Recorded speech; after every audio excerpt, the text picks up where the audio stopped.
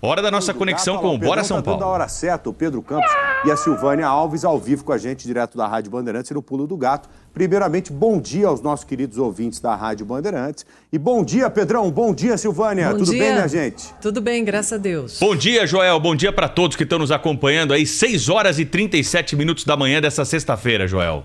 Sexta-feira é animada, né? Vocês estão de folga ou vão trabalhar esse final de semana? Eu trabalho todo sábado. E eu vou trabalhar esse sábado também, Joel. Boa, mas já tá pertinho. Amanhã trabalha meio período, depois, acelera para curtir o final de semana. É isso aí. Ô, Pedrão, infelizmente, a gente é obrigado a noticiar solturas de pessoas criminosas, assassinas, né? E são solturas inacreditáveis, libertações inacreditáveis que a justiça faz. Veja só, meu telespectador, que a justiça soltou um cara que matou a esposa, nós noticiamos aqui no Bora São Paulo recentemente, no ano passado. Esse crime aconteceu, eu me lembro bem, logo depois da final da Libertadores, né? O cara brigou com a esposa lá, Libertadores da América, o cara brigou com a esposa e por um motivo fútil, imbecil, acabou matando a própria esposa. Algo totalmente absurdo, inaceitável. Ele próprio assumiu o crime, né? Só que ele estava preso e a justiça resolveu soltá-lo. Como que funciona isso, Pedro? Você que é um cara que entende de leis, né? Porque dentro da minha indignação, eu não consigo, cara, raciocinar e tentar procurar alguma explicação plausível, alguma explicação para esse fato absurdo. É claro que o nosso telespectador e o nosso ouvinte, da mesma forma, estão. Não tem como explicar isso, Pedro. Olha, Joel, você não vai achar a explicação mesmo, né? Você resumiu bem o que aconteceu nesse caso. É o Leonardo Seschini, né?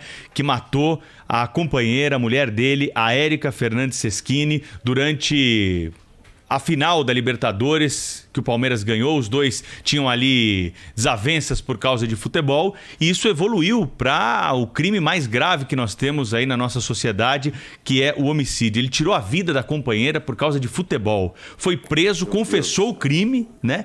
E estava detido lá, aguardando as diligências, aguardando o transcorrer do processo. Quando ontem a Justiça de São Paulo, o Tribunal de Justiça aqui de São Paulo, decide soltá-lo. A alegação dada para a soltura, né, desse criminoso é o excesso de prazo da prisão do acusado, porque, segundo a Justiça, o processo não está correndo na velocidade que deveria, com o pedido que tinha, então, para a sua libertação, para que ele respondesse em liberdade. A Justiça acatou, então, esse pedido e permitiu que ele saísse da cadeia para responder o crime em liberdade. Agora, alguns criminosos, eles são perigosos, né, Joel? E nesse caso aí, está comprovado, ele é um réu confesso, né, do que a gente pode classificar aí como um crime terrível, né?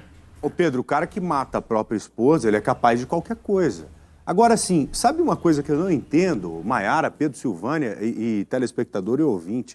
É uma coisa muito simples. Se o cara matou e não precisa de investigação para comprovar que ele matou, porque ele próprio assumiu o crime, falou matei mesmo, ou seja, ele é o responsável por aquele crime. Logo, ele terá que cumprir uma pena, correto? Ele terá que ser apenado, não é? Sim. Então por que já não mantém o cara preso, para ele já ir cumprindo essa pena, sendo que ele vai cumprir de um jeito ou de outro essa pena? Mas contar que ele pode fugir também. Claro. Não, aí você dá a opção pro cara sumir.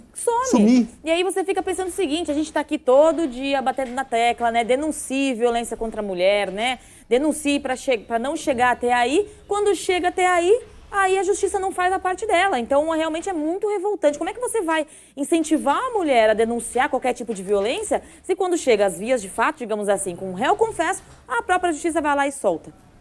Mas, Pedro, por que isso acontece, cara? Se o cara vai cumprir a pena de forma inevitável lá na frente, por que já não se mantém o cara preso, Ô Joel, quando você começa a estudar um pouquinho mais o motivo, né, de cada dispositivo que está no nosso ordenamento jurídico, na nossa Constituição, no Código Penal, aí, no caso dos crimes, você começa a entender que o legislador ele busca sempre tirar da sociedade quem é perigoso, de forma bem clara e bem simples. É isso que se tem, por isso que se tem a prisão, para você tirar quem é perigoso do convívio em sociedade, porque aquela pessoa apresenta uma ameaça, porque aquela pessoa cometeu uma falta muito grave e precisa, então, além da punição, ficar segregado da sociedade para que a gente possa ter tranquilidade, que nós possamos viver em harmonia aqui do lado de fora.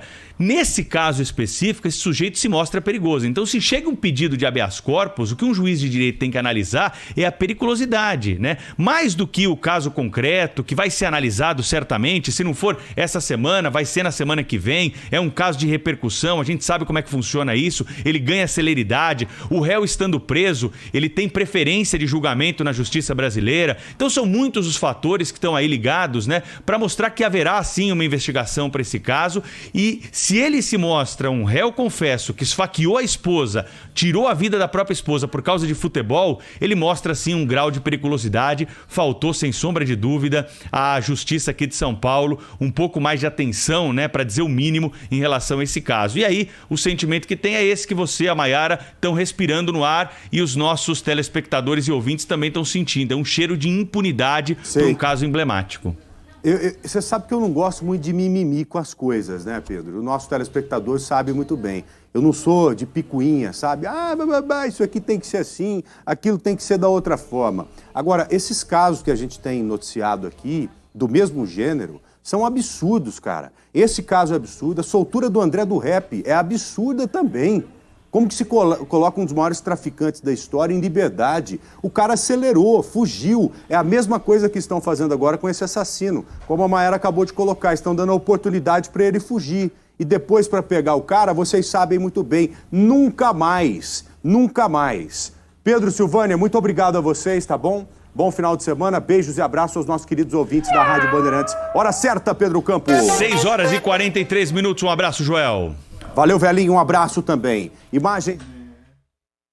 É isso aí, né? E aí, por essas e outras que a descrença na justiça às vezes se torna um sentimento, né, preponderante na nossa sociedade. Como explicar a soltura de um cidadão como esse? Vamos continuar acompanhando e ver se o Ministério Público, se a polícia conseguem reverter esta situação. São 6h44.